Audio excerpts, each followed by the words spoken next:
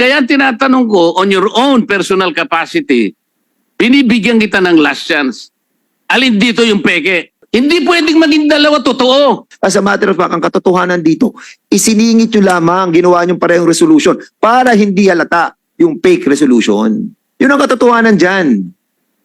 At Vice Mayor, wag kang magdahilan na nagkamali ka. Sana hindi na kayo tumakbo ng konsehal. Sana hindi na kayo tumakbo ng Vice Mayor. Kung hindi nyo alam ang inyong responsibilidad. Yung dalawang konsyal, matatag ang paninindigan nila. Kayong dalawa na lang ang alanganin. Kaya kayo, sinisiguro ko na kandidato uli ng pagpunta dun sa detention. Ikaw, ilang taong ka na naging SB Secretary?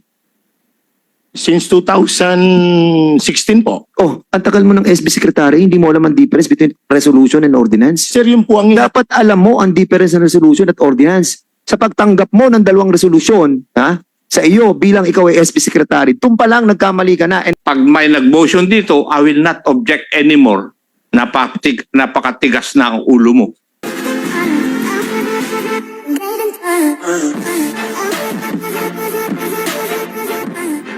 Please proceed. because I still remember Mr. Councilor Randy Flores, you mentioned in the last hearing that these signatures that was signed by the members of the Sangguniang Bayan were attached to the two resolution na hindi naman kasama doon yung resolution reclassifying the agriculture to industrial. Am I right? Right, sir. Ayun. So in other words, talagang hindi na pag-usapan yung resolution na yon. As a matter of fact, talagang napakasimple nito, Vice Mayor, it is our duty, it's our responsibility, it's our position that we run to. Doon kayo tumakbo gumawa ng mga batas, ordinansa. At alam natin, kapag batas, ordinansa, kapag resolution, kahilingan lang yun Alam naman natin lahat yan, tayo mambabatas Basic yan. Tapos sasabihin nyo na hindi nyo alam at nagkamali kayo? That's impossible. We are all legislators and we know the difference between resolution and ordinance. As a matter of fact, ang katotohanan dito, isiningit nyo lamang, ginawa nyo parehong resolution para hindi halata yung fake resolution. Yun ang katotohanan dyan.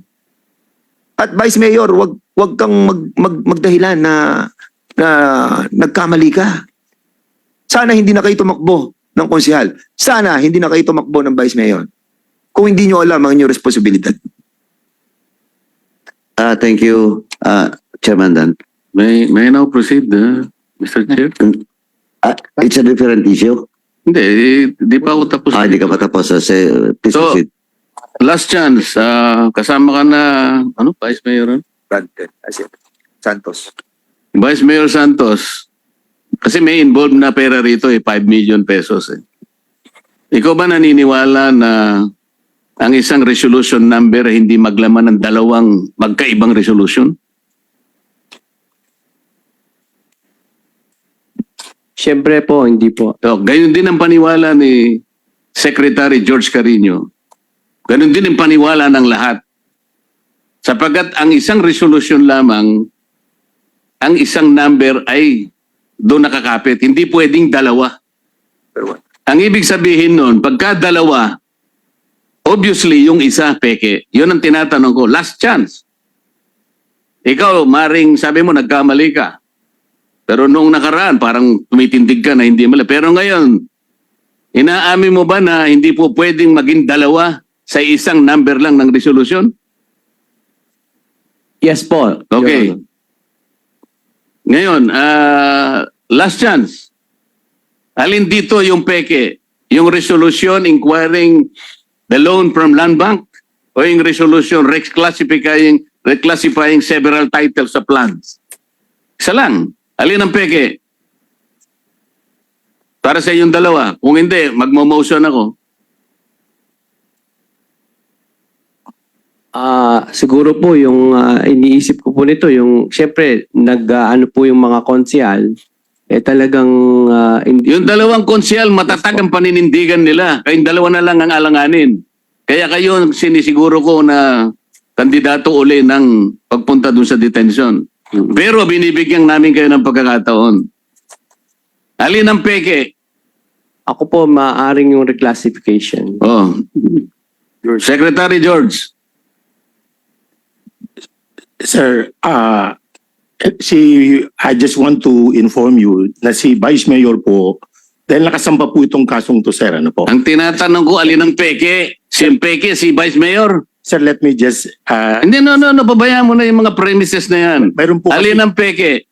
mayroon pong affidavit, sir, may I just say this, sir? May affidavit po si Julie Notarized, si Vice Mayor, na pinatutunayan niya rin as presiding officer. Pabayaan mo na yung affidavit niya. Ikaw ang tinatanong ko ngayon, alin ang peke? Kahit na 1,000 affidavit ang magsasabi na totoo yun, hindi po pwedeng ang magkaroon ng dalawa sa isang number ng resolusyon. Sir, I'm sorry, sir. Huwag tayong maglokohan dito para madali tayo. Alin ang peke? Sir, I'm sorry. I stand with the records of the council, sir po. Yun po ang... So parehong totoo yun? Opo, sir. As far as the records of the council is concerned. O mayroon bang gusto mag-ano rito? Mag-motion na? Sir, I made a commitment na hindi po ako magsisinungaling during the Kaya nga ang tinatanong Sir, sa iyo huwag kang magsinungaling na. hindi po ako O nagsisinungaling. hindi po pwedeng dalawang totoo sa isang number. Ikaw na nga nagsabi, isa doon ay peke. Tama o hindi? Mr. Chair, may I move to cite this?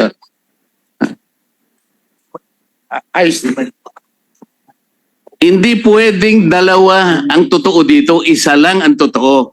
Ngayon, naging dalawa, necessarily, isa ang peke. At tinatanong ko sa iyo ngayon, alin dito yung peke? Ang sabi ni Vice Mayor, yung reclassification. Ikaw, Sir, kailangan niyo pong marinig to, no? Si Vice Mayor po, mayroon siyang affidavit attesting to the fact that it was duly approved. I can submit that affidavit, sir. wala nang muntak na academic na siya nga nagsabi na yun ang peke eh. Duly notarized po to, sir. Hindi ba na? Sinabi niya na, maring nagkamali siya nga eh. Paano po yung... Sir, hindi po ako nagigas. Sa court yan, sa court.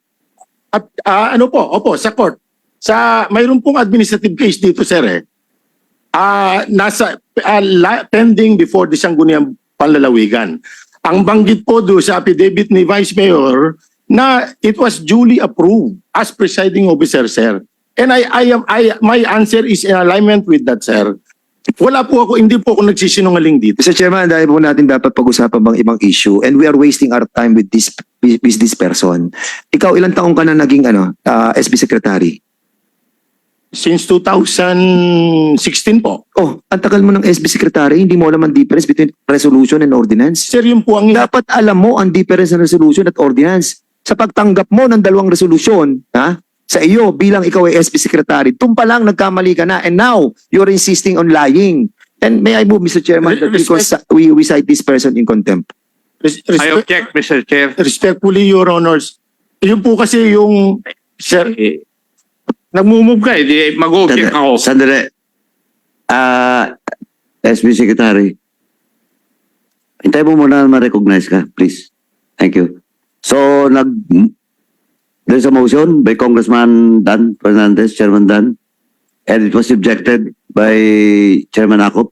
Chairman Akop, can you explain why you objected the motion of Chairman Dan? Simply because, Mr. Chair, we haven't really determined kung sino po ang nagsisinungaling eh. Di po ba? We haven't determined who really is lying. Hindi ba't sinabi ko kanina na dapat yung tatlo na nagsasabi nung last hearing na nagkokontra-kontra, sino kayo na naglalay doon sa tatlong yun? Magkakaibang sinasabi. Hindi ba dapat ang i-punish natin yung nagsisinungaling talaga? Have we determined who among the three are lying? Dali lang. Dan, Chairman Akop, Yes. do you want to... Mr. Chair, mukhang naglinaw na. Yung dalawa matatag. Si Vice Mayor, mukhang iniisip niya na nagkamali nga siya ng appreciation at sinasabi niya kanina na yung peke ay yung reclassification. Ang natitira na lang yung SB Secretary. SB George, ito yung gusto ko sabihin sa'yo. Do not rely on the affidavits of the Vice Mayor or whosoever. Ang tinatanong ko, ikaw, your personal appreciation on these two resolutions, nandun ka eh. Wala ka bang sariling isip? Bakit ka nagre-rely sa affidavit ni 2, 3, 4. ano yun? 7. Santos? Ito sa kanila. Ikaw ang tinatanong ko dahil nandun ka. Sabi nung dalawang matatagang paninindigan, hindi po namin pinag-usapan yan. Wala po yan sa kakalendar namin. Bakit ka nagre-rely sa kanya? Ikaw ang tinatanong ko. Hindi po pwedeng magkaroon ng dalawang resolution sa isang numero. In your own personal assessment and appreciation of all the factors involved in this. Alin dito ang peke? Last chance. Sir, respectfully, sir, ako po ay nung pinag-usapan po, personally, I was there. In fact, yung mga staff ko po, sila, Alin nga yung peke dito sa dalawa? sir, as far as the office is concerned, and as far as what I... Hindi ninyo pinag-usapan ito sang-ayon doon sa dalawang konsehal. Ako po, sir, Ibig mo sabihin, pinag-usapan ninyo to? yes, sir, matatag ko pong binabanggit sa inyo na ako din po matatag ang posisyon ko dahil I was present when that resolution was enacted by the council. Mayroon po silang, I have to divulge this, sir. Mayroon po silang dahilan dito eh. Alam niyo po ba, yung itong mga konsyal na to, George, sandali lang. le- Ikaw na nga ang nagsabing hindi po pwedeng magkaroon ng dalawang resolusyon sa isang number lang. Kahit ano pang pagpapatunoy ang sabihin mo na pinag-usapan nyo o hindi po pwedeng maging dalawa. Wag mo kaming lolokohin dito. Hindi po pwedeng maging dalawa ang pangalan ng isang tao. Hindi pwedeng magkaroon ng dalawang resolusyon sa isang numero. Maliwanag yon. Kahit maghapon pa tayo magdebate rito, sabihin mo na ito'y pinatibayan ni ganito ni ganyan, hindi pwedeng mangyari. Kahit kailan hindi pwede. Kaya kita tinatanong eh, isa lang ang tama dito, isa lang ang totoo at actual na resolution dito. Yung isa, obviously, peke. Wala nang dapat pagtalunan dito eh. Kaya tinatanong ko, on your own personal capacity, binibigyan kita ng last chance. Alin dito yung peke? sir, Hindi pwedeng maging dalawa totoo. Judgment mo raw. Tinatanong. Just like the answer of Vice. Huwag mo ako sisisihin dito. Ha? Sinabi ko na sa'yo. Hindi pwedeng maging dalawa ang totoo. Isa lang. yan, sir, Mr. Chair. Your Honor. Yan, Ah, po. Oh, ano peke? Alin dito? Chairman, Congressman Akop, before you reply, what's the pleasure of Congressman Akop? Mr. Chair, I would just like to appraise Mr. Carino. Ang tinatanong po ni Honorable Marcoleta, sa tingin mo, sa pakiramdam mo, alin ba ang totoo at saka peke rito? Hindi mo ba naririnig yung pagtatanong ni Honorable Marcoleta? Yung iba nga nagbabago na eh. At alam ko ang dahilan. Ikaw naman, matigas ang ulo mo na you stand na itong dalawa ay totoo. Hindi po pwede yun eh. Hindi ko rin nga alam kung paano ka naging sangguniang bayan secretary. Tuloy eh. Ang tanong niya ay sa tingin mo, alin ang totoo dito? So, May- that is the last defense that you will have. Pag may nag-motion dito, I will not object anymore. Napakatigas na ang ulo mo.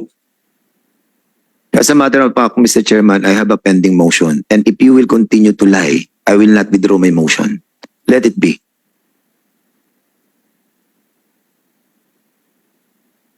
Mr. Chair, may I be allowed to explain my position? Yes, Chairman Akop, please proceed. As far as this representation is concerned, ang peke po rito, yung dated February 20, na a resolution reclassifying land from agricultural to industrial and other uses covered.